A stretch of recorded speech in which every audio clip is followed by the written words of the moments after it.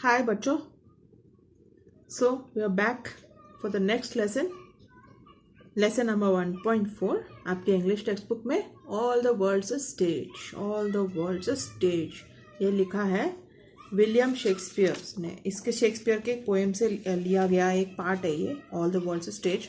तो हम पोएम में जाने के पहले एक वार्मिंग अप एक्सरसाइज कर लेते हैं क्विकली, ठीक है। Talk to your friend about all the things related to seven से रिलेटेड बहुत सारी चीज़ें हैं, ठीक है। नेचर में 7 बहुत कॉमनली बहुत चीज़ों में पाया जाता है, ठीक है। तो आपको अपने फ्रेंड के साथ बात करनी है 7 के बारे में, लेकिन चलो अभी आप बात तो कर सकते हैं, लेकिन जो क्लासरूम एनवायरनमेंट नहीं है आपके पास, तो आप और हम डिस्कस करेंगे, ओके। अभी 7 wonders of the world. 7 wonders of the world तो आप सबने सुना होगा, लेकिन आई डोंट नो आप में से कितने लोगों को याद होगा 7 वंडर्स ऑफ द वर्ल्ड कौन से हैं। तो हम लोग देख लेते हैं एक बार।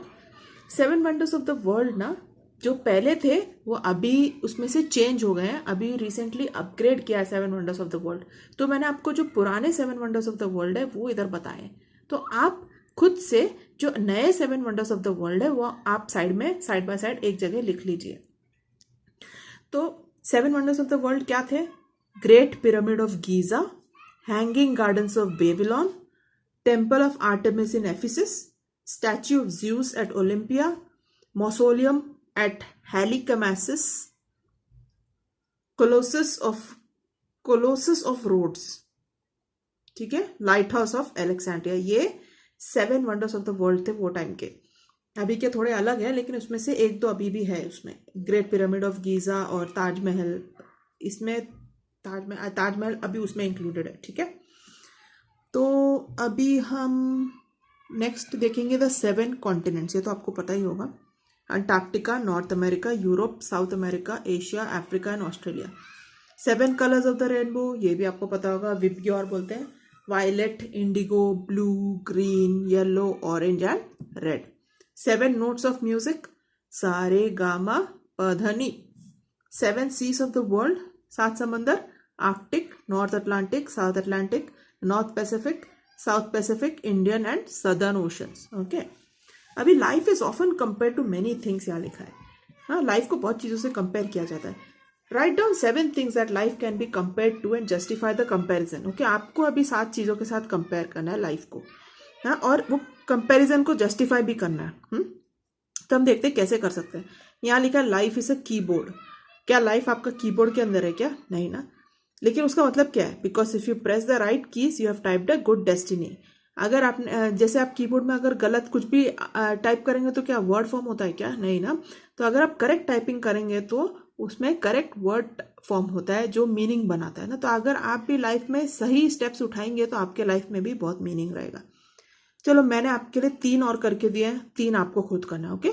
Life is a tree, life एक पेड़ के जैसा है। If you work hard you bear good fruits. अगर आप पेड़ में पानी डालेंगे, उसके लिए मेहनत करेंगे, उसको मैन्योर डालेंगे तो वो अच्छे से बढ़ता है और वो अच्छे फल देता है। वैसे ही आप भी अपने लाइफ में मेहनत करेंगे, अच्छे से अपने आप को हेल्दी रखेंगे, अच्छे से पढ़ेंगे, लोगों की इज्जत करेंगे और अच्छे से मेहनत करेंगे तो क्या होगा? आपका लाइफ भी बहुत फलदायक होगा। Your life will bear good fruits. Good fruits मतलब अच्छे फल देगा आपका लाइफ। फल कैसा? जो दूसरों को जिससे बेनिफिट होता है उसको फल कहते हैं। Life is a race, life एक दौड़ के जैसी है। The one who persist wins. Race कैसा? एक दौड़ में बहुत लोग दौड़ते हैं लेकिन जीतता तो एक ही है। वैसे ही लाइफ में भी सब लोग दौड़ रहे हैं, लेकिन जो दौड़ता रहता है वही जीतता है ना। Life is an ocean, the more you learn the more you discover. Life एक ओशन के जैसा है, आप जितना सीखेंगे उतना और आप डिस्कवर करते रहेंगे। इतना है लाइफ में सीखने के लिए, ठीक है। अभी यहाँ दिया है, आप 3 खुद से कीजिए, ओके। यहाँ पर ना एज ग्रुप दिया है और स्टेजेस दिया है, हमें मैच करना है। तो हम बर्थ टू 2 ईयर्स को क्या कहते हैं? पैदा होने से 2 साल की उम्र तक को क्या कहते हैं? इन्फेंट कहते हैं, या तो बेबी कहते हैं ना, बेबीहुड या इन्फेंसी। 3 ईयर्स टू 12 ईयर्स, 3 से 12, 3 ईयर्स टू 12 ईयर्स कौन सा एज ग्रुप होता है? चाइल्डहुड स्टेज होता है, चाइल्डहुड। 13 ईयर्स टू 17 ईयर्स कौन सा स्टेज होता है? टीनेज या एडोलेसेंस। 18 ईयर्स टू 44 ईयर्स होता है अडल्टहुड। 45 ईयर्स टू 60 ईयर्स होता है 45 ईयर्स टू 60 ईयर्स होता है middle age. 65 years to 75 to 80 years होता है सीनियर सिटीजन, और अबाव 80 ईयर्स होता है ओल्ड एज या सेकेंड चाइल्डहुड। अभी ये जो पोएम हम पढ़ने वाले हैं इससे कुछ रिलेटेड ही है, तो आप ये सब चीज़ें थोड़ा मन में ध्यान से रखिए। ओके, तो हम पहले विलियम शेक्सपियर कौन थे वो तो देख ले। All the world's a stage. William Shakespeare का लाइफ 1564 से 1616 तक था। He was an English poet, playwright and actor. Poet भी थे, प्ले राइट भी थे और एक्टर भी थे। Widely regarded as the greatest writer in the English language. इनकी जो राइटिंग्स है वो पूरी दुनिया में यूज़ होती है, और इतनी सुंदर राइटिंग है इनकी कि इनको बहुत ही बड़ा नाम दिया गया है, मतलब बहुत ही फेमस है। And the world's prominent dramatist. He is often called England's national poet and the bard of Avon. इनको बार्ड ऑफ एवॉन भी बोला जाता है। This poem is taken from his play as you like it. ये जो poem है एक as you like it करके एक प्ले है, उसमें से निकाला गया है। Here he compares the world to a stage where the drama of human life is enacted.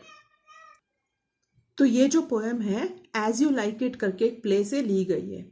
यहाँ पर he compares the world to a stage where the drama of human life is enacted. What is he comparing the world to? He's comparing the world to a stage. Like how we stand in a stage and present a speech or a song, और जैसे आप जब school का जो prayer होता है, assembly होता है, तो स्टेज में कई लोग खड़े रहते हैं और कुछ प्रेजेंट करते हैं, है ना। तो life is compared to a stage. Okay, and he is saying, William Shakespeare is saying in this poem that the world is a stage where the drama of human life is enacted. क्या हमारा life कोई drama है क्या? नहीं ना, हमारे life में बहुत कुछ चीज़ें होती है, हाँ वो, लेकिन हम उससे बहुत कुछ सीखते भी हैं, और बहुत कुछ मतलब जब हम एक्सपेक्ट नहीं करते हैं वो भी चीज़ें हमारे लाइफ में होती है। तो कहाँ होती है ये जो लाइफ है? वो स्टेज। आप अपना लाइफ एक स्टेज जैसे इमेजिन करो, आप उस स्टेज के ऊपर खड़े हो और आपके लाइफ में बहुत सारी इवेंट्स हो रही है। तो who is the actor here? आप और मैं ये वर्ल्ड के स्टेज में एक्टर है। चलो हमें पोएम अभी पढ़ते हैं। All the world's a stage and all the men and women merely players. ये पूरी दुनिया एक स्टेज है, और जो हम आदमी और औरत जो इस दुनिया में है वो कौन है? प्लेयर्स है, यानी कि एक्टर्स है। Okay, they have their exits and their entrances, and one man in his life in his time plays many parts. They have their exits, मतलब एग्जिट मतलब हम ये दुनिया छोड़ के भी जाते हैं और हम ये दुनिया में एंट्री भी लेते, करेक्ट। तो एग्जिट मतलब मौत, एंट्रेंस मतलब बर्थ, डेथ एंड बर्थ। और एक आदमी अपनी जिंदगी में कई पार्ट प्ले करता है, बहुत अलग अलग पार्ट प्ले करता है। कोई भी एक इंसान को ले लो, हाँ, पहले वो बच्चा होता है, फिर वो एक बेटा बड़ा होता है, फिर एक स्कूल जाने लगता है, फिर वो बेटे का रोल निभाता है, फिर एक पिता का रोल निभाता है, फिर एक ग्रैंडफादर का रोल निभाता है, जब तक वो मरता नहीं। तो अलग अलग पार्ट प्ले करता है। His acts being 7 ages. तो इन्होंने ये एक लाइफ स्पैन को 7 एजेस में डिस्ट्रीब्यूट किया, जो हमने प्रीवियस पेज में देखा था। ठीक है। At first the infant. पहला क्या? इन्फेंट, वो छोटा सा बच्चा। Mewling and puking in the nurses arms, मतलब वो जिसके भी जो भी नर्स उसको जो पकड़ के रखते हैं हाथ में सुलाने के लिए, खिलाने के लिए, वो क्या करता है? उसके ही हाथ में रोता भी है और उल्टी भी कर देता है ना। इधर म्यूलिंग का मतलब क्या है? ऐसे कमजोर तरीके से रोना ना, उसको म्यूलिंग बोलते हैं। और प्यूकिंग मतलब उल्टी। छोटा बच्चा, उसको क्या पता ना, वो तो बहुत ही डेलिकेट है और उसका केयर हमको करना पड़ता है। Then the whining school boy. तो ये था फर्स्ट ना, ये इन्फेंट उसका पहला स्टेज था। सेकेंड स्टेज क्या है?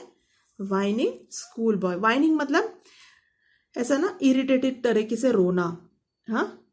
वाइनिंग मतलब ऐसा हाई पिच्ड एक मेरे को नहीं जाना। अभी जैसे छोटा बच्चा है, छोटा लड़का है, स्कूल जाने के लिए मम्मी बोलती है तो उसको चिढ़ मचती है, उसको स्कूल नहीं जाना, तो वो कंप्लेन करता है, नहीं मुझे नहीं जाना, मुझे पेट में दर्द हो रहा है, ऐसा ऐसा ना, उसको वाइनिंग बोलते हैं, हाँ, कंप्लेन करते रहना। School boy. सेकेंड स्टेज क्या है? इन्फेंट। फर्स्ट था इन्फेंट, सेकेंड है school boy with a satchel. Satchel मतलब bag. And shining morning face. आपने छोटे बच्चे को देखा है? कभी ऐसा लगता है कि आपको इसके मुंह पे कोई चमक नहीं है? हमेशा चमकते हैं ना छोटे बच्चे, कैसे तो, हाँ, जैसे जैसे हम बड़े होते हैं चमक खत्म होती रहती है कि नहीं।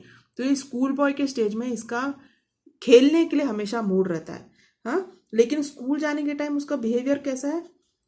Creeping like snail unwillingly to school. School जाने के टाइम वो स्नेल के जैसा जाता। स्नेल तो आपने देखा होगा ना, एकदम धीरे धीरे धीरे ना स्कूल जाने, लेकिन उसको खेलने के लिए बोलो, देखो कितना स्पीड में भागता है। तो ऐसा वो सेकेंड स्टेज है। फिर तीसरा स्टेज क्या है? Then the lover. लवर है तीसरा स्टेज। मतलब जो ये एज में, जो टीनेज का जो टाइम होता है, उसमें प्यार बहुत होता है हमारे एज के बच्चों, तुम्हारे एज के बच्चों को, है। लेकिन ये बेमतलब का होता है। मतलब ये एक स्टेज है। इस स्टेज में जो प्यार होता है वो ज्यादातर थोड़े दिन का ही होता है और चला जाता है। तो ये क्या बोल रहा है? Then the lover sighing like furnace. Sighing मतलब like furnace. Sighing like furnace मतलब वो एकदम जोश से जल रहा है। फर्नेस क्या होता है? फर्नेस है जहां पर बहुत आग रहती है ना, तो उसके अंदर पूरा पैशन है। Is full of passion. मतलब उसको ऐसा लगता है कि वो पूरा दुनिया जीत लेगा उसका प्यार पाने के लिए। हाँ, विथ अ वोफुल बलाड। वोफुल बलाड मतलब एक दुखी गाना गा रहा है। अगर दुखी गाना क्यों गा रहा है? शायद वो लड़की ने उसको नहीं बोला होगा, या तो उसको बोला होगा कि तू अभी तो कुछ भी नहीं किया है, तू क्या मेरे पीछे आ रहा है। हाँ, वो सही तो बोल रही है। Made to his mistress's eyebrow. वो किसके लिए गा रहा है वो सैड सॉन्ग? वो लड़की के लिए, जिसके लिए जिसके ऊपर उसकी नजर है। तो ये जो स्टेज है ना, तीसरा स्टेज, ये सबसे डेंजरस स्टेज है, क्योंकि ये स्टेज में हम लोग को सही और गलत पता नहीं रहता है, लेकिन हम लोग को लगता है कि हमें सब कुछ पता है ना। ये जो लवर का स्टेज है, उसको कोई बोल देना यार तू छोड़ दे, ये सब गलत बात है, कुछ मतलब नहीं है, बेवकूफ़ी है, तेरे को बाद में तकलीफ होएगा। नहीं नहीं, मैं तो बहुत शाना हूँ, मुझे तो करना ही है, उसके बिना तो मैं जी नहीं सकता। ऐसा करके बहुत सारे लड़के लड़की भाग के चले जाते हैं, माँ बाप को धोखा दे के, माँ बाप को लात मार के निकल जाते हैं घर से, एक लड़की या एक लड़के के चक्कर में। कितना नुकसान माँ बाप को होता है, कितना दुख होता है, कितना तकलीफ होता है, ये हम कभी सोचते नहीं है। ये ऐसा एक स्टेज है। तो आप भी बच्चे अभी जो स्टेज में, आप जरा सोच लीजिए कि ये जो स्टेज है, ये आप थोड़ा संभल के रहो, क्योंकि ये आपका जो स्टेज है, ये स्टेज में आपको पढ़ना है, क्योंकि आप अच्छे से पढ़ेंगे तो आपका फ्यूचर अच्छा बनेगा। अगर आप ये फालतू ये प्यार के चक्कर में पढ़ेंगे तो आपका लाइफ बर्बाद हो जाएगा, क्योंकि प्यार करने के लिए आगे पूरी जिंदगी है। ये टाइम है पढ़ने का और आगे बढ़ने का, और आपके माँ बाप को सुख और शांति से रखने के लिए आगे आपको ये स्टेज में मेहनत करना है। कैसे? पढ़ाई करके। ओके, तो ये थर्ड स्टेज है लवर का। तो ये जो पोएम्स है ना, उसमें हमको सीखने के लिए बहुत कुछ मिलते हैं, इसलिए मैं आपको ये लेसन सिखा रही हूँ। ओके, फिर देन अ सोल्जर। अभी चौथा स्टेज क्या है? सोल्जर का स्टेज। ये एक स्टेज है जहां हमारे अंदर देशभक्ति बहुत रहती है। एक स्टेज आता है जब हम काम करने के लिए निकल जाते हैं। यूजुअली वो जमाने में लोग अपने जो आर्मी, ये जो अपना जो डिफेंस फोर्सेस है, जो अपने देश के जो मिलिट्री है, उसमें ज्वाइन करते थे। क्यों? क्योंकि उनके अंदर एक देशभक्ति रहती थी। तो फोर्थ स्टेज क्या था? पढ़ाई वढ़ाई होने के बाद सोल्जर बन जाते थे, फुल ऑफ स्ट्रेंज ओथ्स। मतलब जब हम मिलिट्री में ज्वाइन करते तो हमको बहुत सारे कसम खाने पड़ते हैं, क्योंकि हम देश के लिए लड़ने जा रहे हैं ना, तो हम बहुत कुछ चीजें हमको एग्री करना पड़ता है। तो ओथ बोलते हैं। ओथ मतलब प्रोमिसेस।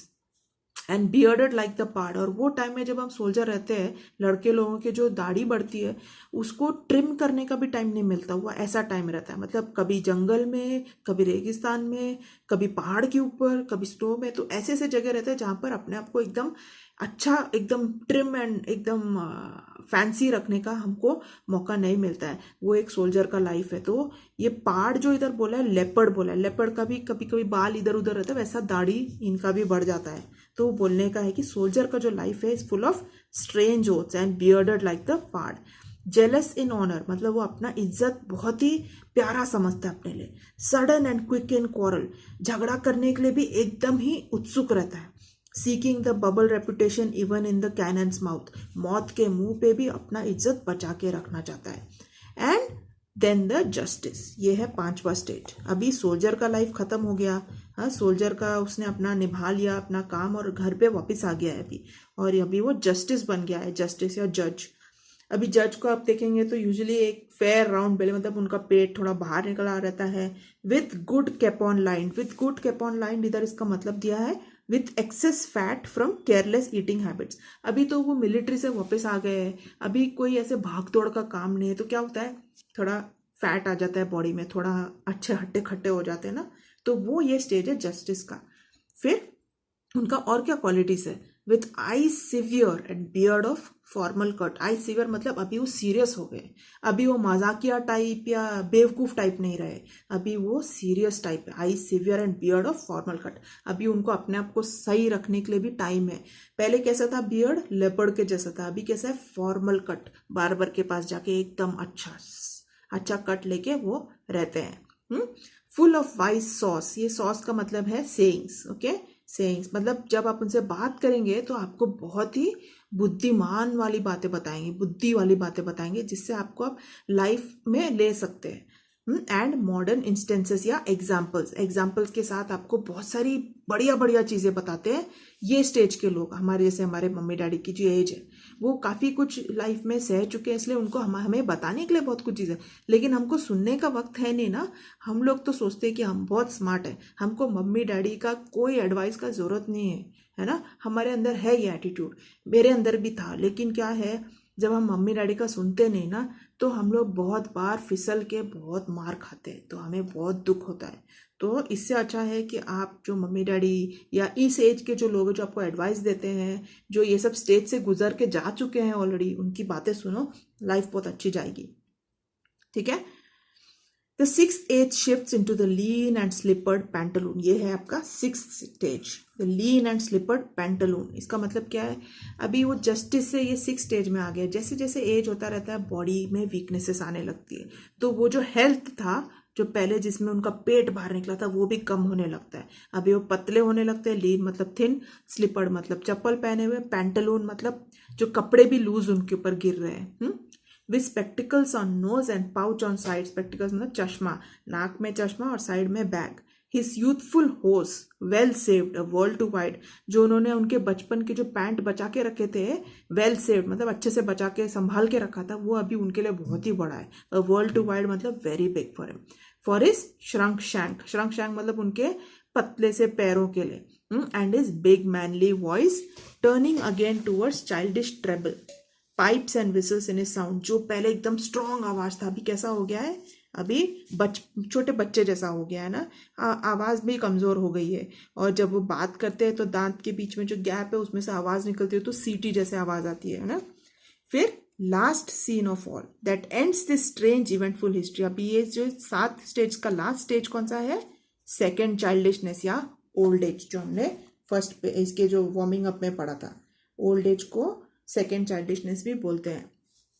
हाँ, and second childishness and मियर oblivion, second childishness क्यों कहा जाता है, क्योंकि ये स्टेज में जो लोग आ जाते हैं ना, इतना ओल्ड एज में आ जाते हैं, उनका केयर हमको बच्चों के जैसे करना पड़ता है।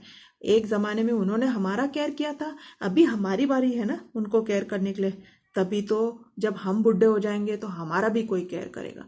Life is like a circle, जो आप करेंगे वो आपके पास वापस आएगा। अगर आपके माँ बाप को आप हटा के साइड में रखेंगे, नहीं मुझे इसकी सास मुझे नहीं चाहिए, मेरी सास बहुत बेकार है, मेरा ससुर बहुत बेकार, नहीं, जो लाइफ में आपको जो आता है you have to take it with strength and you have to face your situations and overcome it. ठीक है। और जब इनका बुढ़ापा आता है तो आपको क्या करना है, आपको इनका केयर करना है, इनको ठुकराना नहीं है, बिल्कुल नहीं, क्योंकि वो फिर से एक बच्चे जैसे हो जाते हैं। एंड मियर ओब्लिवियन, ओब्लिवियन मतलब उनको पता ही नहीं आजू बाजू में क्या हो रहा है। They don't care and they don't know. ठीक है। Sans teeth, sans eye, sans taste, sans everything. Sans मतलब विदाउट, उनके दांत भी गिर जाते हैं, आंख का रोशनी भी कम हो जाती है, टेस्ट भी कम हो जाता है, सब कुछ कम होने लगता है ना, और लास्ट में आदमी मर जाता है। ओके, तो बहुत ही सुंदर पोएम था। तो अभी हम इसका questions and answers and workshop next video में देखेंगे। ओके, इसमें 1-2 क्वेश्चंस होंगे साइड में, और हमारे पास ये वर्कशॉप है इधर। अभी हम नेक्स्ट वीडियो में इंग्लिश वर्कशॉप देखेंगे।